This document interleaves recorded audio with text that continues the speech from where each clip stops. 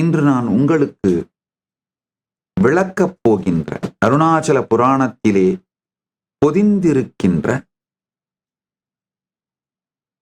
ரகசியமானதும் மிக உயர்ந்ததுமான உன்னதமான மற்றும் ரகசியமான உண்மை 36 தத்துவங்களை பற்றிய சத்தியங்கள். இந்த 36 தத்துவங்களை புரிந்து கொண்டீர்களானால், நல்லா புரிஞ்சுக்குங்க,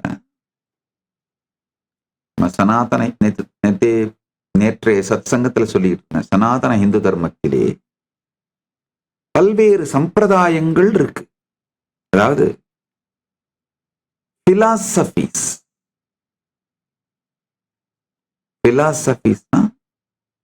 பூர்வமீமாம்சம், உத்தரமீமாம்சம், சாங்கியம், பாதஞ்சலம்,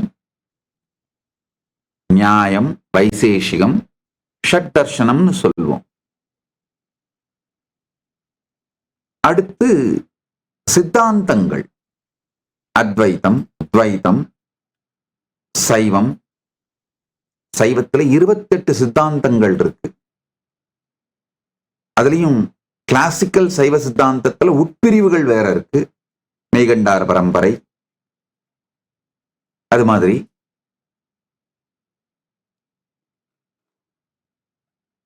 இந்த சித்தாந்தங்கள் பொதுவாக அத்வைத சித்தாந்தம்னு எடுத்தீங்கன்னா சித்தாந்தத்தை பிரதானமாகவும்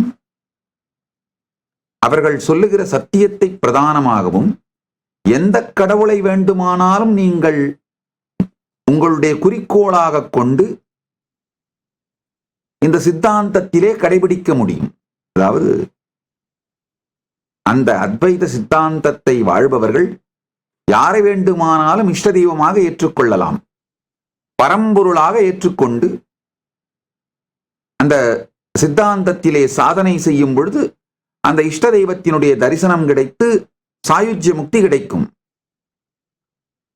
அதே மாதிரி ஒரு தெய்வத்தை மையமாக வைத்து பல சித்தாந்தங்களும் அந்த தெய்வத்தினிடமென்றே சென்று சேரும். சித்தாந்தங்களுக்கெல்லாம் அப்பாற்பட்டவராக, உயர்ந்தவராக தெய்வத்தை உயர்த்தி பிடிக்கும் அந்த சித்தாந்தங்களும் உண்டு.